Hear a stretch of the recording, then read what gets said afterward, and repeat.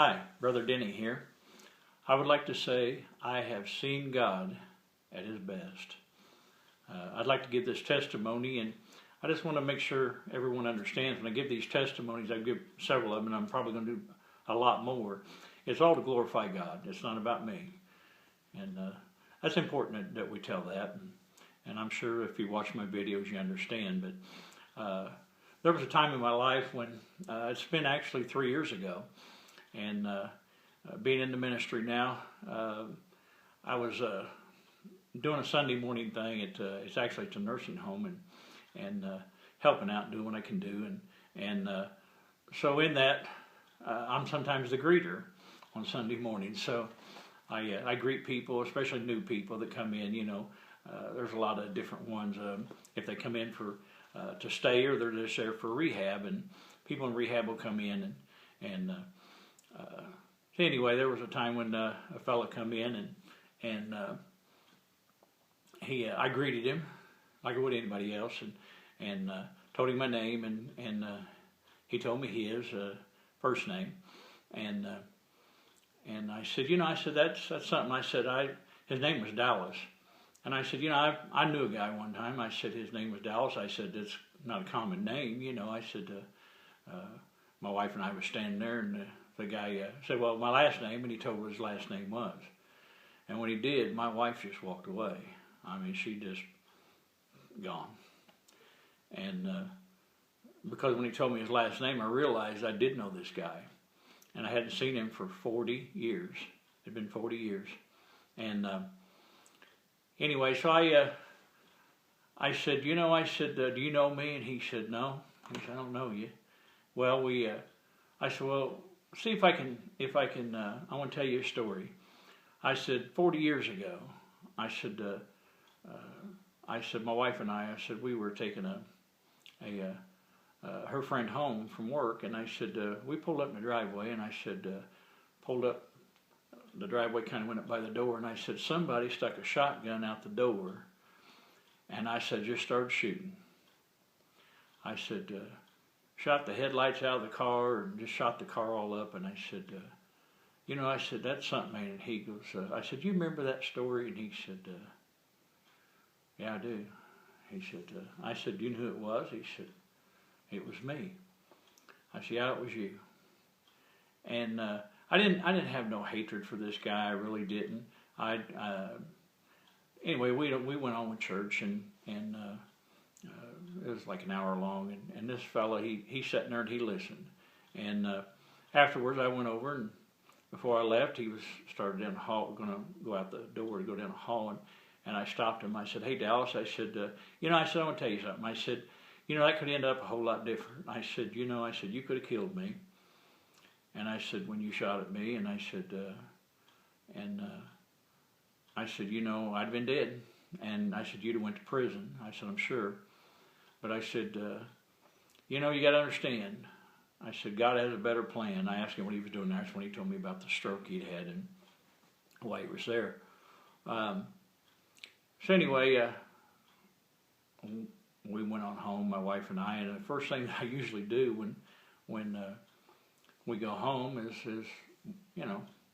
to eat, and we talked, and my wife and I, and so anyway, she said, I just couldn't do what you did. I didn't want to be around him. She said, I'm scared of him. I said, I'm not scared anymore. I said, maybe back then I was. I was only 17 years old, and my wife was like 16. And I said, I was back then, but I said, I'm not anymore. And I said, I hadn't seen the guy. I don't know anything about him. So anyway, the next day, I'm sitting and I'm just sitting on my couch, and the Lord just spoke in my spirit. And he said, I want you to go over and see Dallas. And I thought, okay. Lord, first thing you think is, I really don't want to do that. But I said, okay, Lord, if that's what you want me to do, I'll do it. So it speaks in your spirit. People don't understand how that works, but when you got that relationship and that fellowship, you understand it.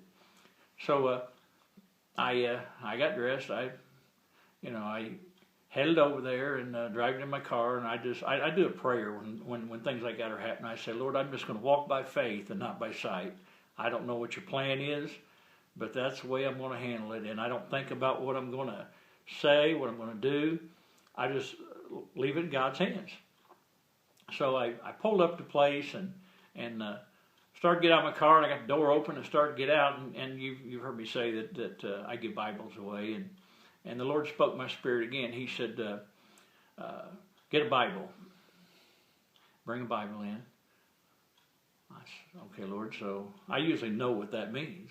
And so I got my trunk and I got a Bible. I carry usually quite a few, actually. And I got a Bible out, and the Lord spoke again in my spirit. He said, fill it out and put Dallas's name on it. Now, I don't fill out Bibles very often. It's been a few times that I have done that, and I usually don't do it unless I just truly know it's God speaking to me. And I said, all right, Lord, I'll trust you. So I opened the Bible up. It was new, and I had to open it up. And, I'm not going to waste new Bibles, putting names in them, unless I know it's the Lord speaking to me. So I filled his Bible out. I always put in there, put his name and the date, and I always write salvation, So I goes in, and I went in, and this fellow was sitting in the meeting room, I guess you'd call it, not a dining room, but a meeting room where they got TV and all those things. He was sitting in there, and I walked in, and he seen me. He said, how are you doing, Brother Denny? And I said, I'm doing all right. And it was about smoke break, so they were just fixing to go out for a smoke break, and he said, well, I'm carrying that Bible. And they were going out. I said, you guys going out for a smoke break, huh? And they said, yeah. And I said, you mind if I go out there with you? And they said, no, come on out. Everybody, they didn't care. And so we went out there, and it gave me an opportunity. Before I walked out the door, I took that Bible and I set it down. Right by the door, there was a little table. I laid it there, and anyhow, I went out there and talked to him back and forth, coming back in after they got done. And a lot of people say, oh, you go out with them smokers, it don't bother me. Yeah, it really don't. So as we come back in, I walked by that Bible. I really never thought anything of it. Well, he picked it up. Because he knew I was carrying it. He picked it up, and we come back in, and we went back over and sat down over the TV. And I looked at him, and I said, did that burn your fingers?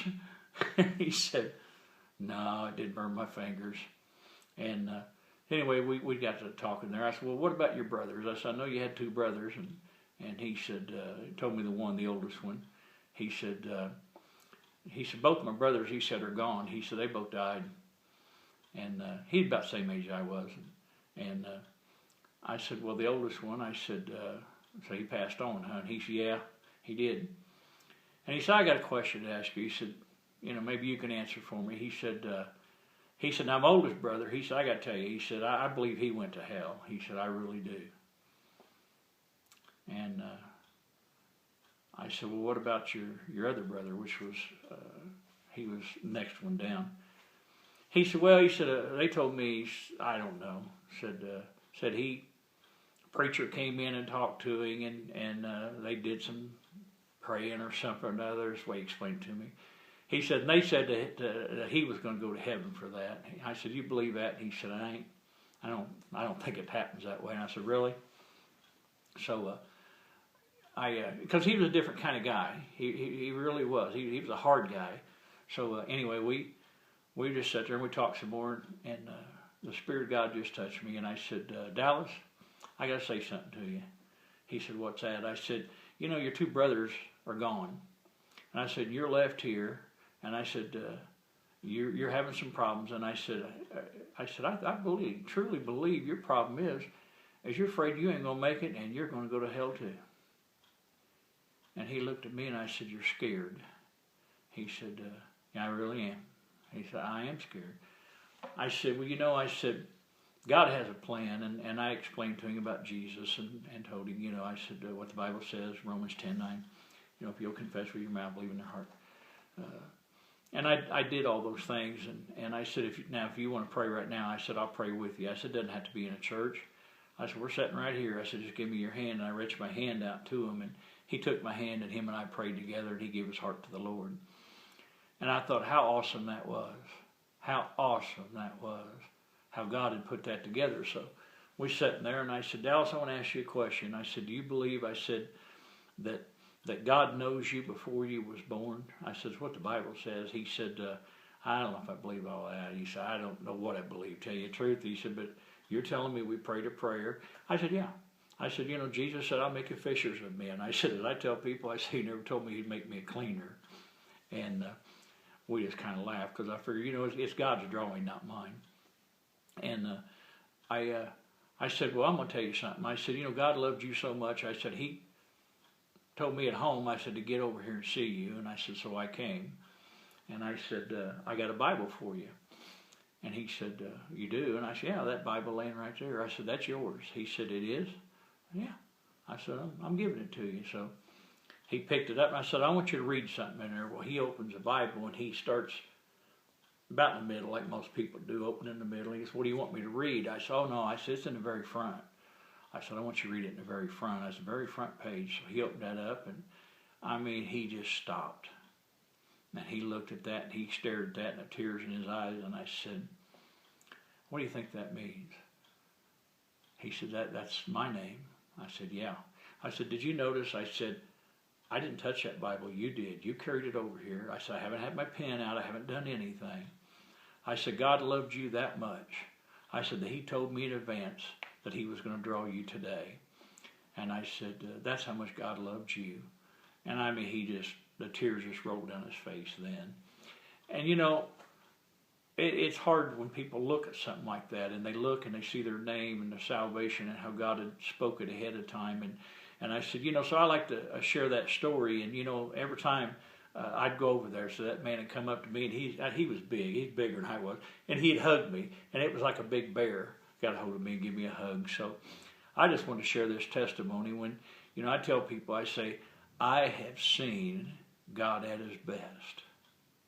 So I want you to have a blessed day and be blessed.